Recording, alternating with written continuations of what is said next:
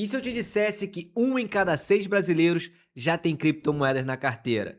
Não estamos falando de trades agressivos, não são nerds de tecnologia. São pessoas comuns, professores, médicos, pequenos empreendedores que já entenderam algo que a maioria ainda não percebeu. E tem mais, 40 bilhões de dólares foram transicionados em cripto aqui no Brasil só no primeiro trimestre de 2026. Isso é 202 bilhões de reais em 3 meses. Se você acha que cripto ainda é coisa de especulador aventureiro, esse vídeo vai mudar completamente a sua visão. Fique comigo porque hoje a gente vai mergulhar fundo nos dados mais recentes sobre a adoção de criptomoedas no Brasil.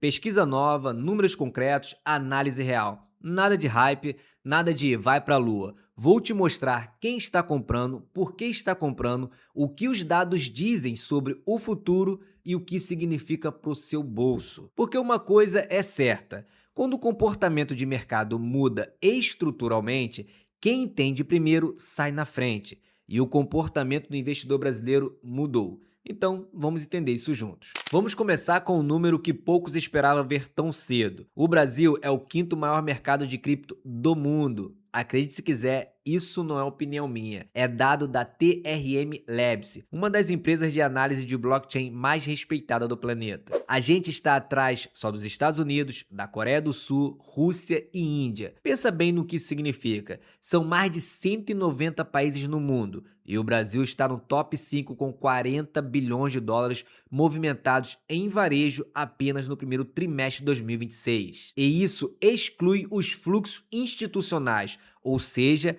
é o dinheiro do investidor pessoa física, do trabalhador, do empreendedor, do estudante. Agora coloca isso em perspectiva. O Tesouro Direto, que é considerado um dos investimentos mais populares do país, tem cerca de 130 bilhões de reais em estoque total de título. O Brasil movimentou mais do que isso em cripto em 3 meses. Agora vamos para a pesquisa do mercado Bitcoin com a Opening Box, porque é aqui que a coisa fica realmente interessante. 16% dos investidores brasileiros já têm criptomoedas na carteira, mas o que me chamou a atenção aqui não foi esse número, foi o que vem logo depois. 56% das pessoas que nunca investiram em cripto dizem ter interesse de entrar no mercado futuramente.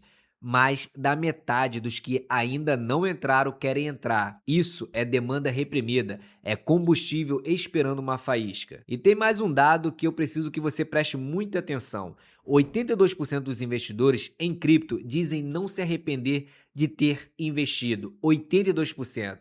Para comparar, tente encontrar qualquer outro mercado com esse nível de satisfação. E 44% dizem se arrepender de não terem começado a investir antes. Isso é um padrão muito claro de comportamento. Quem entra fica, quem fica se arrepende de não ter entrado mais cedo e quem ainda não entrou está observando com cada vez mais interesse. Mas quem é esse investidor? Porque aqui está a virada de chave que muita gente ainda não percebeu. Vou citar Carlos Akira Sato, cofundador da Fênix Digital Asset e especialista em mercados regulados. Abre aspas. Durante muitos anos, o mercado tratou criptomoeda como nicho associado a jovens hyperconectados, traders agressivos ou entusiastas libertários da tecnologia. O Brasil de 2026 mostra um cenário completamente diferente. Fecha aspas. O investidor que está chegando agora no cripto brasileiro é mais maduro, mais pragmático,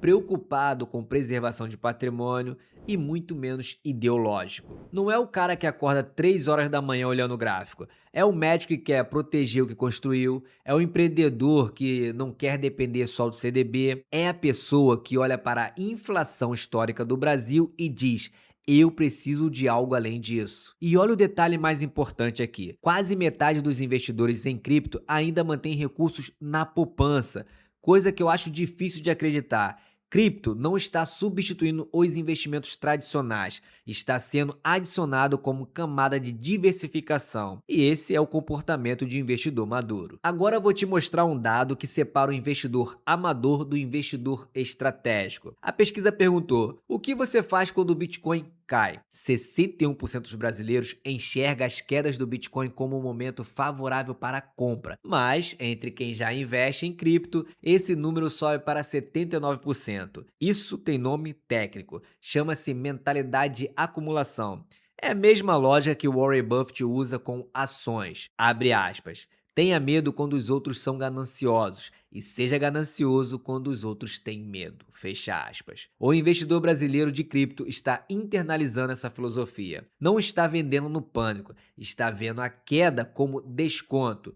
E quando você tem 79% dos detentores de cripto pensando assim, isso cria uma base de suporte estrutural para o mercado. É dinheiro esperando para entrar toda vez que o preço recua. Mas antes de continuar, se você ainda não é inscrito aqui no canal, faz isso aí agora, porque a gente traz esse tipo de conteúdo toda semana, com dados reais, análise profunda e sem enrolação. Então, aperte aí o botão de inscrição e ative o sininho, porque o próximo bloco é onde a coisa fica séria. Vamos falar sobre as barreiras que ainda travam a adoção das criptomoedas e sobre a regulamentação que está mudando tudo. Bom, tudo bem. Mas se os números são tão bons assim, por que ainda tem tanta gente de fora? A pesquisa também respondeu isso. 62% dos entrevistados têm dificuldade para entender os termos técnicos do universo cripto e 76% consideram o mercado excessivamente complexo. Isso é uma barreira enorme. Imagina que você quer entrar num restaurante incrível, mas a porta está travada e ninguém te entrega a chave. É exatamente isso que acontece com a maioria das pessoas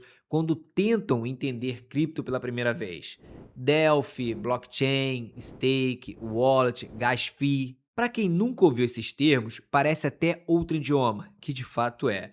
E a consequência disso é direto. Pessoa que não entende, não investe, ou investe errado ou cai em golpe. Por isso a educação financeira dentro do universo cripto não é um luxo, é necessidade. É o que separa quem cresce patrimônio de quem perde dinheiro.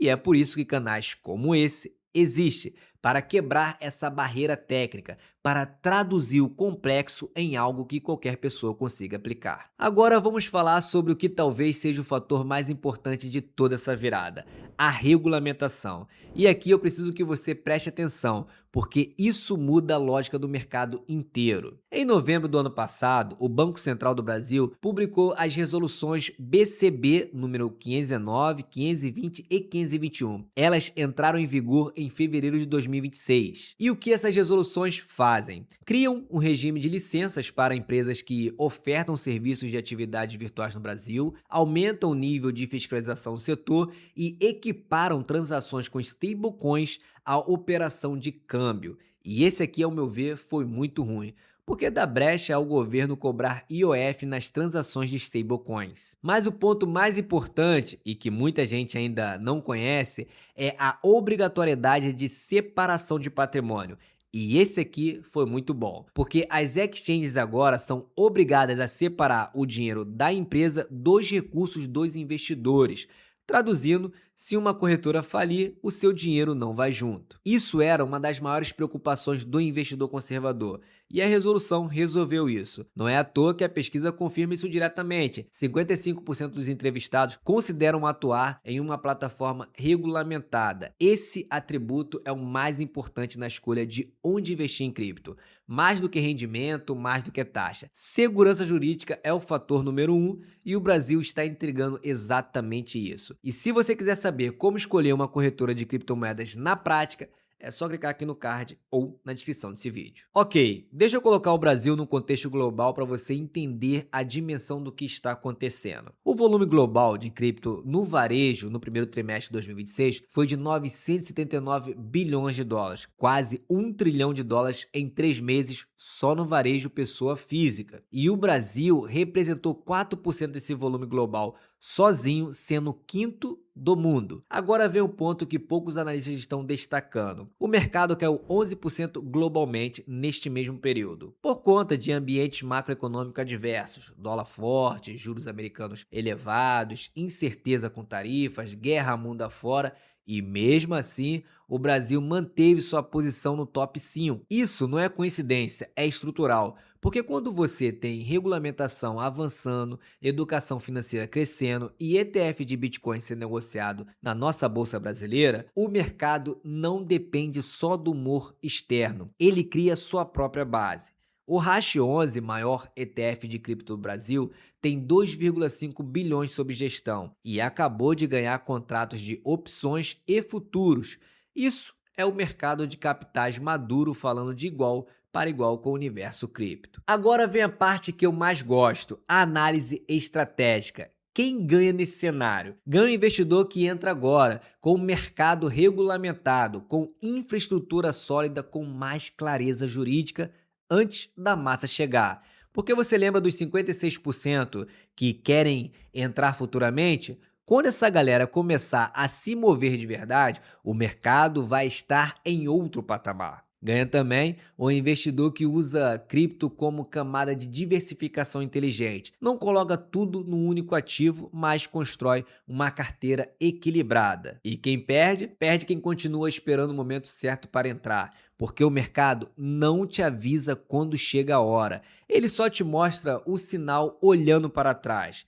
E os 44% que se arrependeram de não terem começado antes, eles já aprenderam essa lição da forma mais cara possível. Perde também quem opera em plataformas sem regulamentação. Com a nova legislação, o risco não é só financeiro, é também jurídico. Então, bora fechar com o que realmente importa. 3 pontos para você levar daqui. Primeiro, o Brasil não é mais um mercado emergente de cripto, é o quinto maior do mundo, com regulamentação de ponta, ETFs na bolsa e investidor pessoa física movendo 200 bilhões de dólares por trimestre. Segundo, o perfil mudou. O investidor cripto brasileiro é maduro, conservador na essência e está usando o cripto como diversificação, não como aposta. Isso é sinal de maturidade de mercado. Terceiro, as barreiras existem. Complexidade e falta de educação são os maiores obstáculos. Quem se dedica a aprender hoje sai na frente de 76% da população que ainda acha o mercado difícil demais. Mais um motivo para você se inscrever aqui no canal. E os sites que eu deixo para você refletir é: a janela mais fácil de entrar no mercado é antes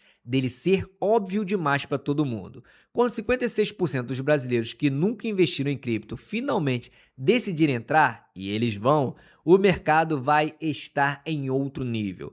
A pergunta não é se isso vai acontecer, a pergunta é: você vai estar dentro ou vai assistir de fora? E se esse vídeo abriu a sua cabeça de alguma forma, deixa aí nos comentários. Você já investe em cripto? Está pensando em entrar? Ou ainda tem dúvida sobre por onde começar? Me conte aí, porque a sua resposta pode se tornar o próximo vídeo aqui do canal. E se você quiser continuar aprendendo comigo, é só clicar nesse outro vídeo aqui, onde eu mostro como escolher a melhor corretora para investir em criptomoedas na prática. Não esquece de se inscrever no canal, ativar o sininho, fique com Deus e até a próxima.